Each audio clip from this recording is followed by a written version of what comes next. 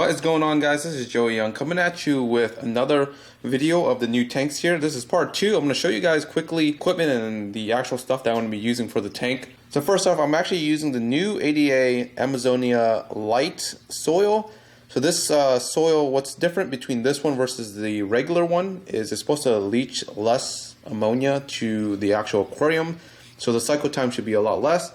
I haven't used it yet, so we'll see in this new tank build if it takes 3 weeks is normally what I've seen a tank to cycle with ADA soil.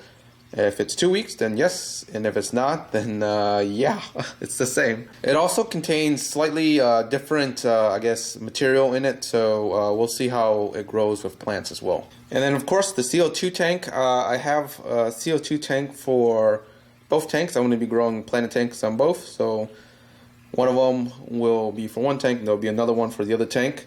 I chose to go with the Eheim 2217 or the Classic 600.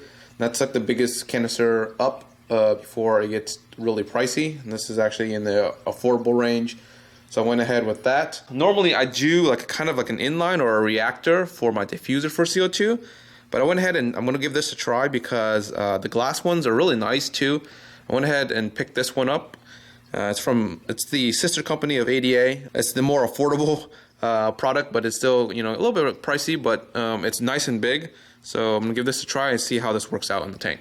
Alright, also what I did down here was I went ahead and I bought yoga mats. This is just a yoga mat that I bought on Amazon. I do this actually for anything rimless.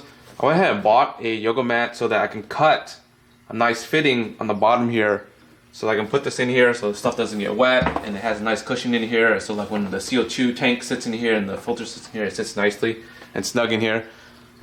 It's really cheap and it's an easy to do product. I went ahead and just grabbed scissors, nothing special, right? And these are pretty, they have like lines that you can follow up on here, so you can just go ahead and cut with the scissors straight down here, and you can adjust it in terms of like to the size of your tank. And it comes in a big roll, so if you messed up, you can kind of do another trial run, but I went ahead and cut it so I'm going to have something nice down here. Alright, another technique that I'm going to use in this aquascape slash build is I'm going to be kind of putting fillers in the soil so that I can get the height that I want without wasting a lot of soil.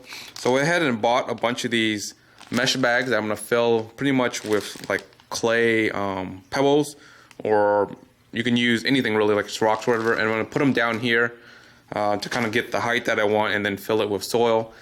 Because I think I want to kind of get this a certain height or a certain angle, and I think I can't do it without wasting a lot of soil. So I'm going to kind of do this to backfill that, because I know that especially in bigger tanks, man, you're going to be draining so much soil from that if you do like just pure soil on the height. So that's something a little different that I normally don't do, and I'm going to do it in this big tank. And then finally, I was able to drain the tank. I filled the water on the last video, so I can do kind of a water check. It held water perfectly fine for about a week or so. I went ahead and drained it, and now I'm going to dry it, and then I'm going to start doing the actual escaping and the hardscape of it. So the planning part, and that's the fun part, and then of course that would be another video. So this part 2 video is just a quick video of all the equipment that I'm going to be using for the tank. And make sure you guys stay tuned, and until next time, guys, peace.